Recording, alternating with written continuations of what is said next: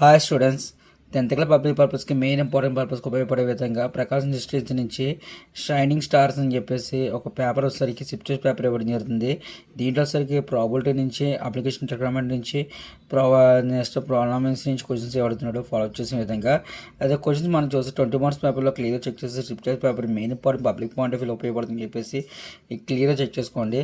First round వచ్చేసరికి మనం use చేసే పర్పస్లో 2x1 2 మార్క్స్ 1 మార్క్ క్వశ్చన్స్ ఇవ్వడం జరుగుతుంది. మనకు 1 మార్క్ క్వశ్చన్స్లో క్లియర్ చెక్ చేసుకుంటే ప్రతి క్వశ్చన్ క్లియర్గా అబ్జర్వేషన్ చెక్ చేసుకోండి. నెక్స్ట్ 2 మార్క్స్ క్వశ్చన్ ఫాలో చేస్తున్నాడు, క్వశ్చన్ కూడా క్లియర్గా అబ్జర్వ్ చేసుకొని ఎగ్జామ్స్ వరకు వెరీ ఇంపార్టెంట్ పేపర్ అయితే ఫాలో చేసుకునే విధంగా. Next otherwise 2 to 4 mark questions అడుగుతున్నాడు. 4 మార్క్ క్వశ్చన్ 8 మార్క్ క్వశ్చన్స్ క్లియర్గా చెక్ చేసుకోండి. ఎగ్జామ్స్ వరకు వెరీ ఇంపార్టెంట్ ఫాలో చేసే విధంగా ప్రతి క్వశ్చన్ చెక్ చేసుకోండి. ఎగ్జామ్స్ వరకు క్లియర్గా అబ్జర్వ్ చేసుకొని వెరీ ఇంపార్టెంట్ కవర్ చేసే విధంగా నా ఛానల్ పై సపోర్ట్ చేస్తాను. పేపర్ ఒకటి చెక్ చేసుకోండి.